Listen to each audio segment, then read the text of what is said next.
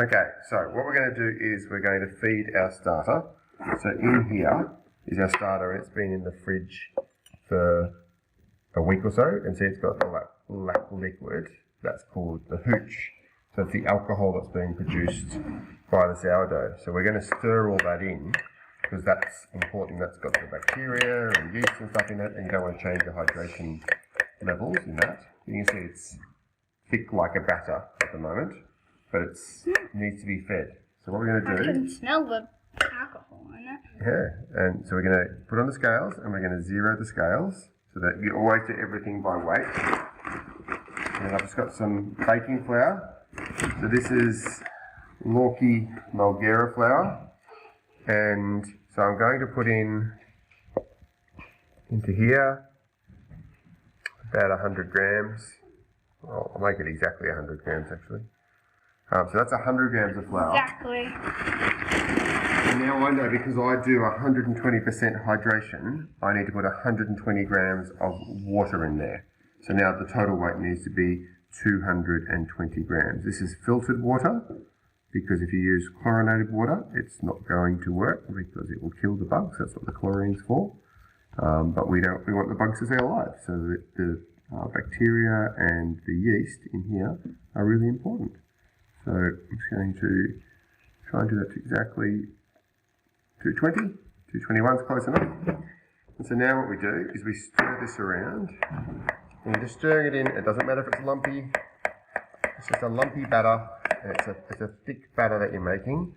I use 120% hydration because I don't like the thickness of 100% hydration. It's 1-to-1 water and flour. So I mix them together. I do 120% hydration. A lot of people do 120%. A lot of people do, probably more people do 1-to-1 actually, because it's easier. You don't have to do any maths with that. And that's ready to go now. So we'll leave that overnight. And then tomorrow, and that jar lid will just be put on sort of not tight. It will just put on loose like that. And then tomorrow, this will be ready for baking. That's it. Okay, so now today we're going to do our bread, and our recipe, just down here, is we're going to use 500 grams of flour, and I'm going to use a mix of flours. So we're going to use 40 grams of spelt, 40 grams of rye flour, and the rest 220 grams of baking flour. And then we're going to add our water. And then the starter, we're going to do in the next step. We're going to do something called an Autolyse first. So, over here, Sind, we're going to do everything by weight. When you're doing baking, the way you get repeatable results is by doing everything by weight. And so, to start with, let's get some spelt flour in there. And so this is spelt flour. And I'm going to do roughly 40 grams. There you go, or exactly 40 grams. Yep. And then the rye flour, you can make it up to 80 grams, because Lucinda loves rye flour. Okay, so there's that rye flour. And now I'm going to make it up to 500 grams just with baking flour. If you don't have baking flour, then use whatever you've got. So it's nice and smooth with the video. Okay, I'm reading upside down, so there's that. There we go. Beautiful. It wouldn't work if you used sugar instead of flour though, Dad.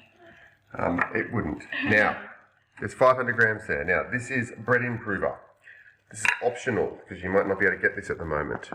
But I have it because I buy lots of this stuff, because I do lots of baking. Now, bread improver, it's optional, but I'm using it today just because if you've got it and you've got access to it, Australian flours aren't great with their gluten content.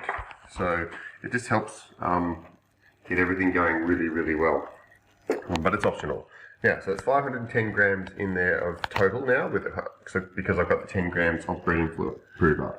So I'm going to re-zero that, and now I'm going to add 250 grams just of filtered water.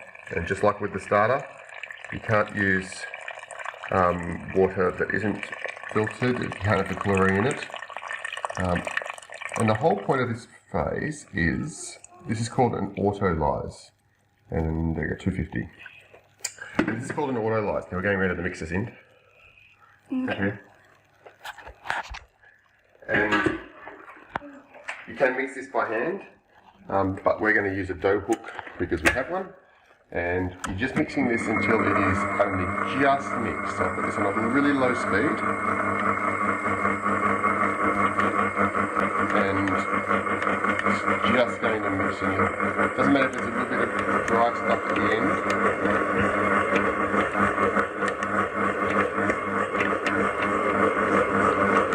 There we go, it's nearly done. It's only just mixed. And so look at that now. So we're going to leave that for 30 minutes, 45 minutes. And an Autolyse, what that does is it's where the water activates the outside of the grains and then it starts to digest itself. Hence the name Autolyse. And it starts to break down things. So it's going to make a lovely smooth loaf. Now we're going to cover this with a tea towel so no rubbish gets in there. And then we're going to come back in half an hour. Okay, so it has been 45 minutes, and what we're going to do, obviously, you need this all inside the bowl. So I find a knife is the best way to do that, like that. Yeah, doesn't really matter if there's stuff on the dough hook, because we're going to come back and mix it later on. Okay, so that's how it's in. What we're going to do now is the last bit of the recipe down here. So show the whole recipe though. So what we've done is this first bit here, we've done the flour, the bread improver, which is optional, and the filtered water. And now what we're doing is we're doing the last step. We're going to add our starter and then also some salt, which if you don't add the salt, believe me, it doesn't taste as good. So here's our starter. In here, this is the one we fed last night. And if you have a look inside, it is wonderfully bubbly. It's been a cool night, so I know it's not as bubbly as I normally get on mine, but that's okay. I just know it'll be a bit slower today. And you'll see the consistency, because it's a fluffy starter, it pours really well. Did I zero that? Yeah, I did. So now we're going to put in 250 grams. And you can see why I like the 125% starter, because what it does is it allows it to be easily measured and poured and dealt with. And we just go, there we go. How'd that go? 250? Beautiful. Exactly. And now just show inside the starter. So you can see it's still all lovely and frothy. So that whole thing is really, really frothy. And we're going to feed this again. I'm not going to show that on the video, but what I do right now is I feed this again. Again with that same ratio. I won't use 100 grams of flour though, because otherwise I'll end up with too much starter in here over time and I'll have to throw it all out. So I'll probably use 50 or so, 60 grams. Now we're going to come to the mixer. Oh no, we didn't do salt. We need to do salt in. Okay. So I'm going to re-zero that. And now I'm going to add 10 grams of salt. Sprinkling that over the top. Till we get to 10. And with salt, if you're not used to measuring things, don't measure into the bowl like this, because you can really stuff it up. But if you're used to measuring things, go for it. Okay, we're going over here. Now back to the mix master. Now, the thing about mixing when you're doing doughs is it can bounce around a bit. It's really hard on mixers too, actually, so you need to have a good mixer. So I'm going to put this onto the floor, just because it can't then end up on the floor, which would be a bad thing, and that's not going to work. Hang on. So, there we go. So now that's on the floor, so we don't go anywhere. And I'm going to put it on a low speed to start rinsing, just so it starts combining. So that's just getting combined. And I don't ever mix on full speed. I just get it mixing, and then I get up to about 3/4 speed. And then we're going to mix this for 8 minutes. And then we'll come back and look at it in 8 minutes time. So that's full speed. I go put one back to full speed. And you can see how much it moves in the mix master. Okay, so we'll come back in. We'll come back in 8 minutes and we'll see what the dough looks like.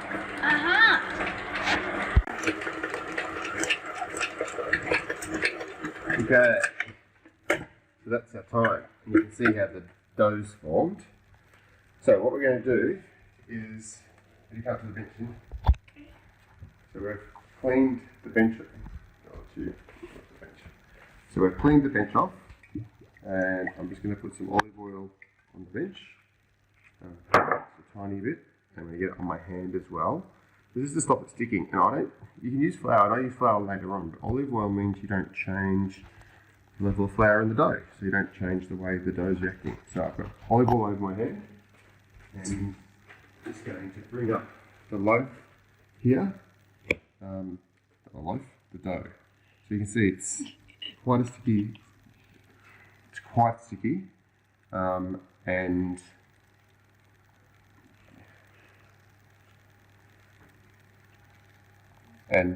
it's here, which is good. So what we've got is, you can see it's really nice and pliable, and there's a couple of ways you can now deal with this. Now you can knead this like this. This doesn't actually need too much kneading because it's already been mixing, but see how I'm just stretching and folding it over and pushing it down like that. And you can see already that's helping form a much better dough ball. You can see already the difference in there. The other method is a true stretch and fold. And so what I'm going to do here is just stretch it all out, and I do a three-way fold. So I fold it over, so that's 1/3. You can see the thirds. And fold a third over this way, and then a third over this way, and then join the top together. And we use that with some loaf formation as well. And then what you can do is just turn it over, and you're folding, see how I'm folding the inside of the loaf inside itself. So it's sort of, and what it does is that then makes a lovely surface tension on my dough ball. Now I'm going to put that on the olive oil, all sides, get it nice, and so it's not going to stick to the bowl. And then, so grab the bowl now. So I don't clean the bowl or anything like that. I'm just adding the oil to the bowl, and I just oil the bowl so it's lovely and oiled all around.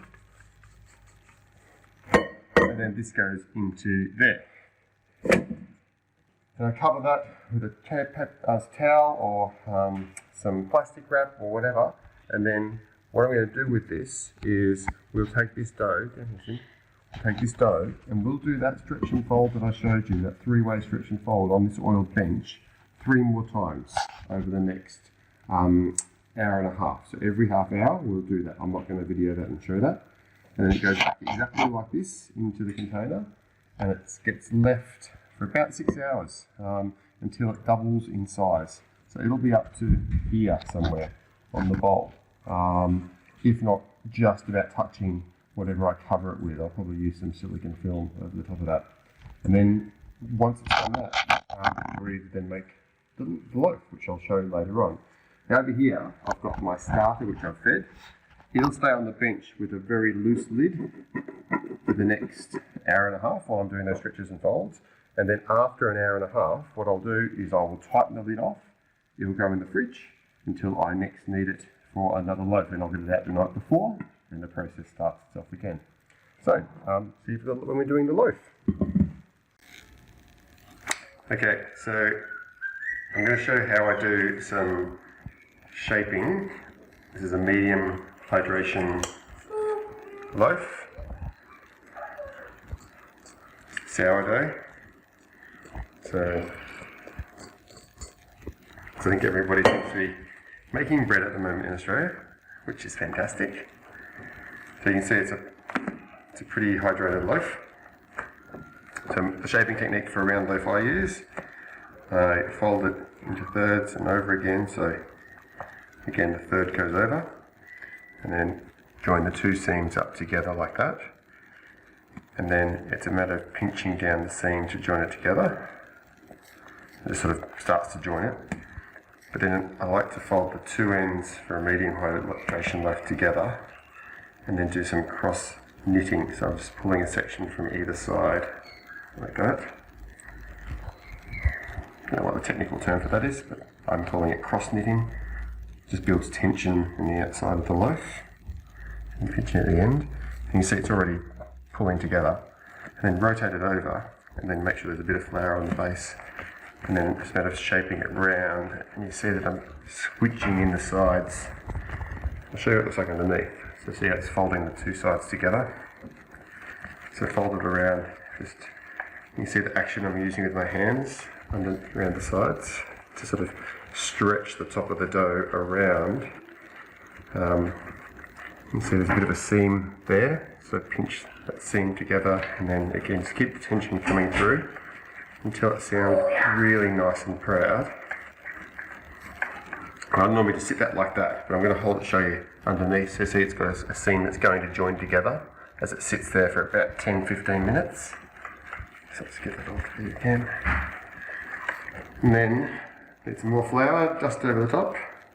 It helps the skin of the outside dry out and get nice and firm. I'll just rub that around. Just like that. And give that 10-15 minutes before it goes into the banneton to proof. So there you go, how to shape a loaf. Okay, so this is my banneton. And what I do is a 50-50 mix of fine rice flour and the normal baking flour, and just mix that around the outside. And so then I'm just filling in the grooves, so you can see how the grooves are filled in. So I'll just rotate the bowl, banneton, bowl, and just filling it in, brushing it through as I go through, until it's all filled all the way around. And then any excess I just sweep out, and I just sweep on top of the loaf to do a final sort of dusting before I go onto the loaf. That's the banneton, all filled in. So now, just gentle over the top of the loaf, and just really gently turn it over. You can see how it's all joined in together. And just put it into bed. You can just have a nice little rest in there until it's big and strong.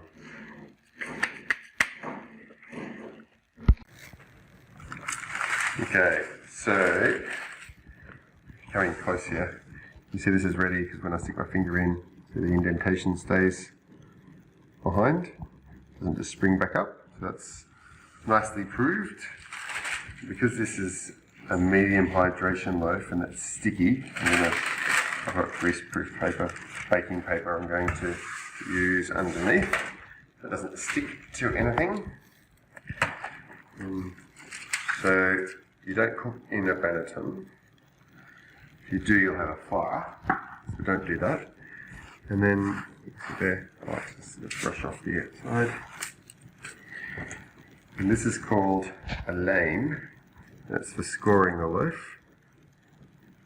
So I'm going to score it, and we'll put a pattern on it as well.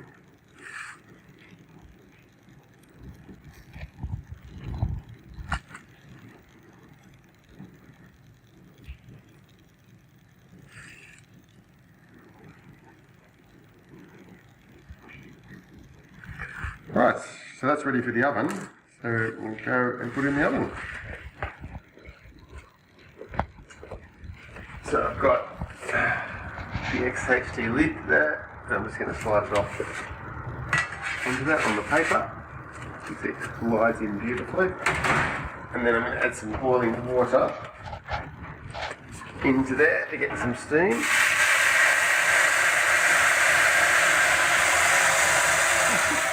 Okay, so that's 250, 10 minutes, then I'll turn it down to a lower temperature of 205, I suppose. Okay.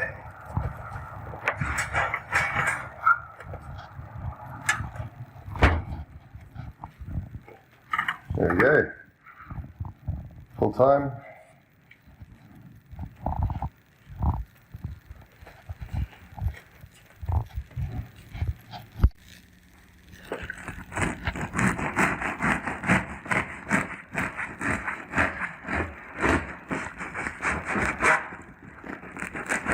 crusty. Yeah. Oh, wow, look at all those cool holes. There we go.